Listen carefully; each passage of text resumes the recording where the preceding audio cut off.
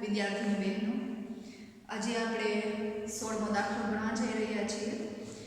15મો દાખલો તમને આવડી ગયો હશે એવી આશા રાખું છું. 16મા દાખલાની રકમ એવી આપી છે કે જામનગરની ધરમ મેટલ્સ લિમિટેડે 10/1 એવા 8 લાખ ઇક્વિટી શેર દીઠ ₹30ના પ્રીમિયમથી બહાર પાડ્યો, જેના પર નીચે મુજબ રકમ ચૂકવવાની હતી. અરજી વખતે શેર દીઠ ₹13, ₹10ના પ્રીમિયમ સહિત. મંજૂરી વખતે શેર દીઠ ₹23, ₹20ના પ્રીમિયમ સહિત. આખરી હપ્તા વખતે શેર દીઠ ₹4. કંપનીને 8 લાખ શેરની અરજીઓ મળી હતી, જે બધી જ મંજૂર કરી. વિપુલ કે જેના 1500 શેર મંજૂર કરવામાં આવ્યા હતા, તેણે મંજૂરીની રકમ ચૂકવી ન હતી, તેથી તેના શેર મંજૂરી બાદ કંપનીએ જપ્ત કર્યા. કંપનીએ આખરી હપ્તો મંગાવ્યા પહેલા જપ્ત કરેલા આ 1500 શેર દીઠ ₹5 લેખે ફરીથી બહાર પાડ્યા. હેમા કે જેના 500 શેર મંજૂર કરવામાં આવ્યા હતા, તેણે આખરી હપ્તાની રકમ ચૂકવી ન હતી, જેથી તેના શેર આખરી હપ્તા બાદ કંપનીએ જપ્ત કર્યા. કંપનીને જપ્ત કરેલા આ 500 શેર આપી શકાય તેટલો વધુમાં વધુ વટાવ આપી ફરીથી બહાર પાડ્યો. કંપનીના ચોપડે ઉપરના વ્યવહારોની આમ નોંધ પસાર કરો. તો સૌથી પહેલા આપણે ગણતરી કરીએ. અરજી વખતે, હવે જુઓ, દાખલામાં અરજી વખતે જ પ્રીમિયમની રકમ આપેલી છે, તો આપણે શરૂઆતથી જ શેર મૂડી ખાતે લઈ જવાની રકમ અને પ્રીમિયમની રકમ અલગ પાડી અને લઈ લેવાની. તો શેર મૂડી ખાતે કેટલા લઈ જવાના? તો પ્રીમિયમ બાદની રકમ 13માંથી 10નું પ્રીમિયમ માઇનસ કરીએ તો અરજી વખતે ₹3 લેખે લઈ જશે. તો અરજી બરાબર શેર મૂડી 8 લાખ શેર બહાર પાડવામાં આવે છે અને 8 લાખ શેરની અરજીઓ મળે છે, એટલે નામંજૂર કરવાનો કાંઈ પ્રશ્ન ઊભો થતો નથી. તો 8 લાખ શેર મૂડી ગુણ્યા ₹3 લેખે 24 લાખ શેર મૂડી ખાતે લઈ જવાના થશે.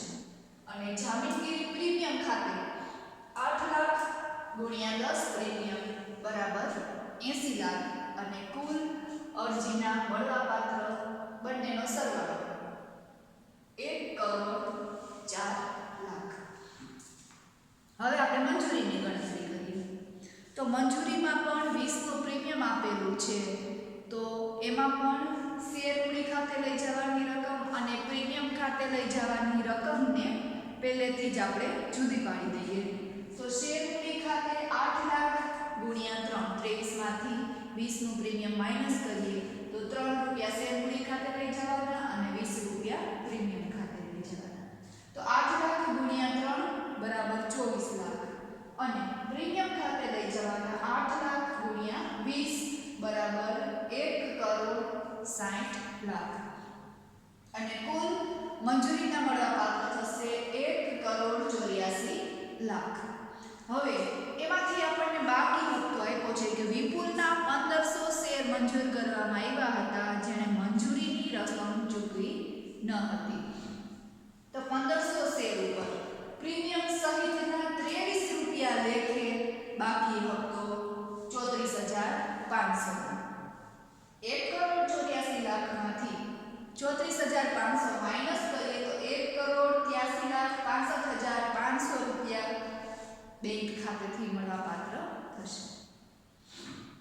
હવે આપણને આગળ એવું કીધું છે કે વિપુલ કે જેના 1500 શેર મંજૂર કરવામાં આવ્યા હતા, તેણે મંજૂરીની રકમ ચૂકવી ન હતી, તેથી તેના શેર મંજૂરી બાદ જ કંપનીએ જપ્ત કર્યા અને કંપનીએ આખરી હપ્તો મંગાવતા પહેલા જપ્ત કરેલા 1500 શેર દીઠ ₹5 લેખે ફરીથી બહાર પાડ્યા.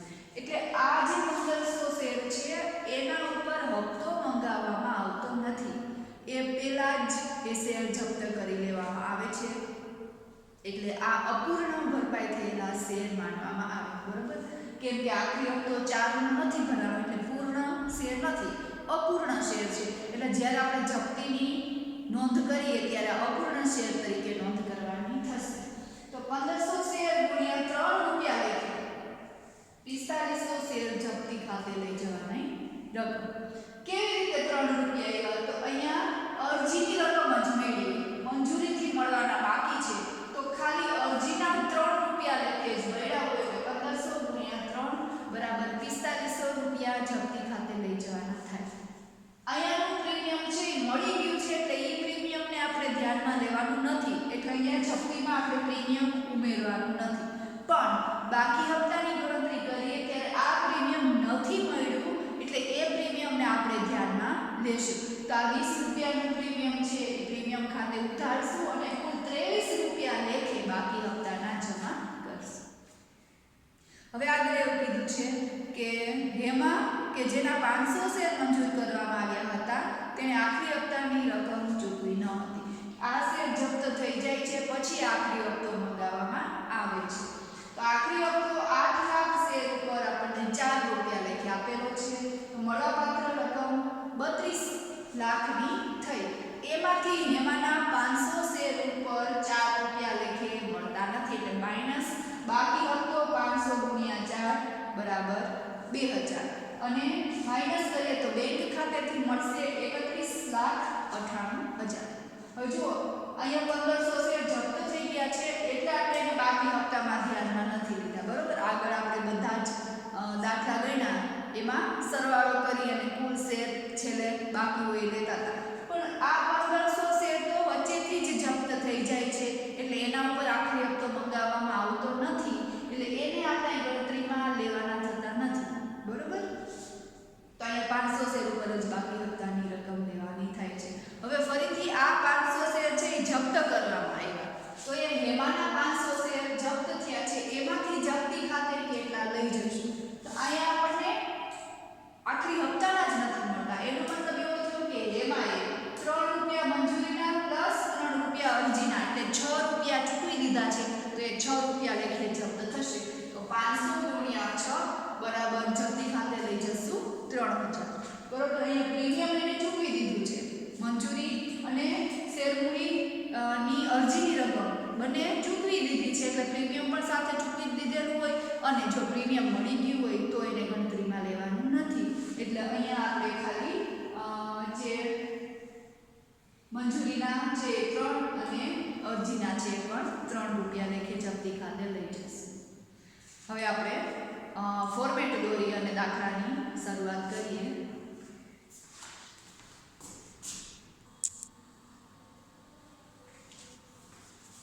ફોર્મેટ દોરાઈ ગયું પછી આપણે પહેલી આમ નોંધથી શરૂ કરીએ. તો પહેલી આમ નોંધ બેંક ખાતે ઉધાર તે ઇક્વિટી શેર અરજી ખાતે જમા.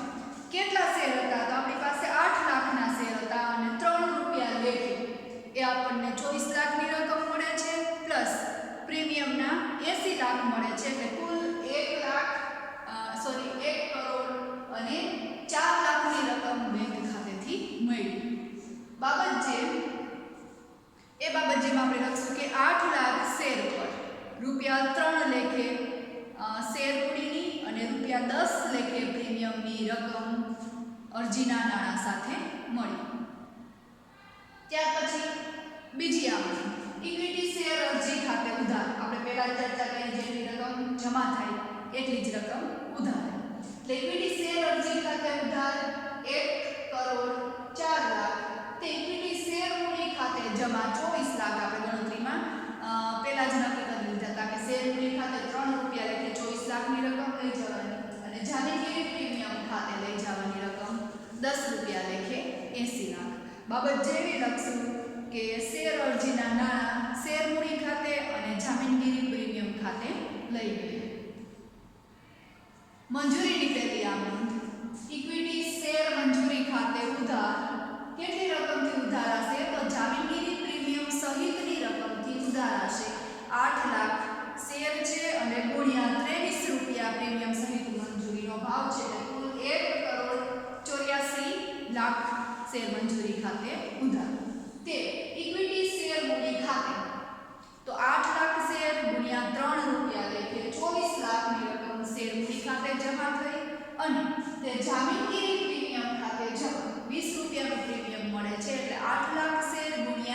20 બરાબર 1 કરોડ અને 60 લાખ રૂપિયા શેર મૂડી ખાતે જમા થશે અને બાબત જે શેર મંજૂરીની રકમ લેણી થઈ. હવે મળે છે કેટલા? તો આપણને પેરેગ્રાફમાં એવું આપ્યું છે કે વિપુલના 1500 શેર ઉપર મંજૂરીના નાણાં મળતા નથી. તે 1500 સિવાયના શેર ઉપર મળ્યા 1,83,65,65,500. એ આપણને મળે છે. આપણે ગણતરીમાં એ જોયું કે બેંક ખાતે ઉધાર 1,83,65,65,500. પછી જે 1500 શેર ઉપર નથી મળતા એને બાકી હપ્તા ખાતે ઉધાર શું? તો બાકી હપ્તા ખાતે ઉધાર 34,500 1500 ગુણ્યા 23 એટલે 34,500. તે ઇક્વિટી શેર મંજૂરી ખાતે જમા જેટલી રકમ ઉધારી એટલી જમા 1,84,00,000 અને બાબત જે 1500 શેર સિવાયના શેર પર મંજૂરીના નાણાં મળ્યા. હવે શું થાય છે? તો આ મંજૂરીની રકમ મળી ગયા પછી વિપુલના શેર જપ્ત કરી લેવામાં આવે છે. બરોબર, એમાં આખરી હપ્તો મંગાવ્યા પહેલા એ શેર જપ્ત કરી લેવામાં આવે છે. એટલે વચ્ચે આપણે જપ્તીની આમ નોંધ લખવાની થશે મંજૂરી પછી તરત જ, કેમ કે મંજૂરી મંગાવ્યા પછી તરત જ એ શેર જપ્ત થઈ જાય છે. તો ઇક્વિટી શેર મૂડી ખાતે કેટલી રકમ લઈ જવાની થશે? 1500 શેર જપ્ત થાય છે અને એ 1500 શેર ઉપર 3 રૂપિયા અરજીના અને 3 રૂપિયા મંજૂરીના કુલ 6 રૂપિયા જ મંગાવેલા છે. અપૂર્ણ ભરપાઈ થયેલા શેર છે. જો છેલ્લા હપ્તા એટલે કે આખરી હપ્તાના 4 રૂપિયા આપણને કંઈ નથી મંગાવ્યા. 10 માંથી 4 માઈનસ કરીએ તો 6 રૂપિયા લેખે જે અપૂર્ણ ભરપાઈ થયેલો શેર ગણે. તો ઇક્વિટી શેર મૂડી ખાતે 1500 ગુણ્યા 6 બરાબર 9000. જામીનગીર પ્રીમિયમ ખાતે ઉધાર 30,000. પ્રીમિયમ ખાતે કઈ રકમ લઈ ગયા? તો આ મંજૂરીની રકમ છે ઈ આપણને પ્રીમિયમની નથી મળી. જો અરજીમાં પ્રીમિયમ મળી ગયું છે એટલે એને આપણે નથી લેવાનું ધ્યાનમાં, પણ મંજૂરીમાં પ્રીમિયમ નથી મળ્યું એટલે 1500 શેર ગુણ્યા 20 રૂપિયા લેખે મંજૂરીનું પ્રીમિયમ 30,000 ને આપણે જામીનગીરી પ્રીમિયમ ખાતે ઉધાર્યા. તે ઇક્વિટી શેર જપ્તી ખાતે જમા 4,500. આપણે ગણતરીમાં જોયું કે 4,500 કેવી રીતે આવ્યું. તે બાકી હપ્તા ખાતે જમા 34,500. આ જે બાકી હપ્તાની રકમ છે એ જ પાછી એમાં જમા થાય. હવે આ જે શેર છે 1500 શેર એને ફરીથી બહાર પાડવામાં આવે છે અને એમાં 5 રૂપિયા લેખે ફરીથી બહાર પાડ્યા છે એવું કહે છે. તો બેંક ખાતેથી મળે છે 1500 ગુણ્યા 5 એટલે 7,500. શેર જપ્તીના કેટલા વપરાશે? તો અહીંયા અપૂર્ણ ભરપાઈ થયેલો શેર છે અને આપણને પૂરેપૂરા ભરપાઈ તરીકે બહાર પાડ્યા એવું નથી કીધું. એટલે આપણે જે રકમને શેર મૂડી ખાતેથી ઉધારી એ જ રકમને શેર મૂડી ખાતેથી જમા કરશું. તો આ શેર છે ફરીથી 6 રૂપિયાનો જ માનવામાં આવશે. એટલે 1 રૂપિયો જપ્તીનો વપરાશે. 5 રૂપિયા આપણને મળ્યા છે બેંક ખાતેથી, બાકીનો 1 રૂપિયો ગયો 6 રૂપિયાનો શેર હતો એમાંથી, તો એ જપ્તીમાંથી વપરાણો. તો શેર જપ્તી ખાતે ઉધાર 1500 ગુણ્યા 1 બરાબર 1500. તે ઇક્વિટી શેર મૂડી ખાતે જમા 9,000. બાબત જે જપ્ત થયેલા શેર 5 રૂપિયા લેખે ફરીથી બહાર પાડવામાં આવ્યા અને જપ્ત થાય ત્યારે તો ખાલી એટલી જ બાબત જે લખવાની કે શેર જપ્ત કરી. હવે મૂડી અનામત ખાતે કેટલા લઈ જશું? તો અહીંયા આપણે જોયું કે શેર જપ્તી છે એ 4,500 ની છે. એ 4,500 માંથી અહીંયા 1500 રૂપિયા વપરાઈ ગયા તો 3,000 રૂપિયા વધ્યા. એ મૂડી અનામત ખાતે લઈ જશું. શેર જપ્તી ખાતે ઉધાર તે મૂડી અનામત ખાતે જમા 3,000 અને બાબત જે શેર જપ્તી ખાતું બંધ કરી મૂડી અનામત ખાતે લઈ ગયા. ત્યાર પછી આખરી હપ્તો મંગાવવામાં આવે છે. તો એને આપણે નોંધ કરીએ. ઇક્વિટી શેરના આખરી હપ્તા ખાતે ઉધાર 32 લાખ તે ઇક્વિટી શેર મૂડી ખાતે જમા 32 લાખ. કેવી રીતે આવ્યા? તો 8 લાખ શેર ગુણ્યા 4 રૂપિયા ભાવ એટલે 32 લાખ. બાબત જે આખરી હપ્તાના નાણાં મંગાવ્યા અથવા તો આખરી હપ્તાની રકમ લેણી થઈ. હવે એમાંથી આપણને મળે છે કેટલા? તો અહીંયા 500 શેર ઉપર 4 રૂપિયા લેખે 2,000 નથી મળતા. એ સિવાયની બાકીની રકમ મળી જાય છે. એ બેંક ખાતે ઉધાર 31 લાખ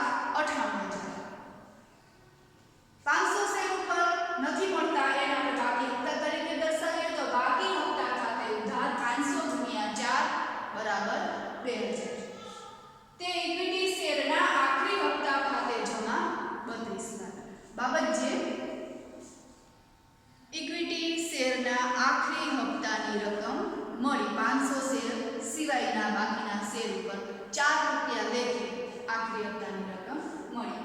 હવે ફરીથી આ જે શેર 500 શેર આખરી હપ્તાની રકમ જે નથી મળેલી એ શેરને હવે જપ્ત કરવામાં આવે છે. પણ જો અહીંયા પૂરેપૂરા ભરપાઈ તરીકે કેમ કે આખરી હપ્તા સુધી મંગાવી લીધા છે એટલે શેર મૂડી ખાતે 10 10 રૂપિયા લેખે લઈ જવાના થશે. તો આમ બન્યું છે ઇક્વિટી શેર મૂડી ખાતે ઉધાર 500 શેર ગુણ્યા 10 રૂપિયા બરાબર 5000. તે ઇક્વિટી શેર જપ્તી ખાતે જમા. જપ્તી ખાતે કઈ રકમ લઈ જશું તો 10 માંથી 4 રૂપિયા નથી મળ્યા એનો મતલબ થયો કે 6 રૂપિયા મળી ગયા છે. જે મળે એને જપ્તી ખાતે લઈ જવાના. તો શેર જપ્તી ખાતે જમા 500 ગુણ્યા 6 બરાબર 3000. તે બાકી હપ્તા ખાતે જમા. બાકી હપ્તાની રકમ આપણી પાસે નક્કી કરેલી જ છે 2000. તો બાકી હપ્તા ખાતે જમા 2000. બાબત જે શેર 500 શેર પર આખરી હપ્તાની રકમ નહીં મળતા શેર જપ્ત કર્યા. હવે આ શેર છે એ કેટલા રૂપિયા લેખે ફરીથી બહાર પાડવામાં આવે છે તો એના માટે આપણને એવું કીધું છે કે 500 શેર આપી શકાય એટલો વધુમાં વધુ વટાવ આપી ફરીથી બહાર પાડે. હવે વધુમાં વધુ વટાવ કેટલો આપી શકાય તો જેટલી જપ્તી હોય એટલો વધુમાં વધુ વટાવ આપી શકાય. અહીંયા આપણી પાસે જપ્તી કેટલાની હતી તો જપ્તી આપણી પાસે 6 રૂપિયાની હતી એટલે કે 3000 ની હતી. બાકીના 4 રૂપિયા ઘટે છે બરોબર. 10 માંથી 6 રૂપિયા જપ્ત થાય છે 4 રૂપિયા ઘટે છે એટલે 4 રૂપિયા લેખે બેંક ખાતેથી મળશે. તો બેંક ખાતે ઉધાર 500 ગુણ્યા 4 બરાબર 2000. શેર જપ્તી પર રૂપિયા વપરાઈ ગઈ શેર જપ્તી ખાતે ઉધાર 3000. તે ઇક્વિટી શેર મૂડી ખાતે જમા 5000. હવે અહીંયા જેટલી જપ્તી હતી એ બધી જ જપ્તી અહીંયા વાપરી નાખીએ છીએ એટલે મૂડી અનામત ખાતે કોઈ રકમ લઈ જવાની થતી નથી. આ સાથે જ અહીંયા દાખલો પૂરો થાય છે. બંને બાજુનો સરવાળો કરતા 6,40,00,000 અને 61,000 નો સરવાળો થાય છે. એ સરવાળો બંને બાજુ લખી અને સરભર કરી દઈએ અને આ સાથે જ દાખલો પૂરો થાય છે. આના જેવું જ ઉદાહરણ છે એ આપણે હોમવર્કમાં ગણીશું. આમ તો ઉદાહરણો બધા ગણવાના જ છે પણ આપણે જે દાખલો ચાલતો જાય એની સાથે સાથે એના જેવું ઉદાહરણ જોઈ અને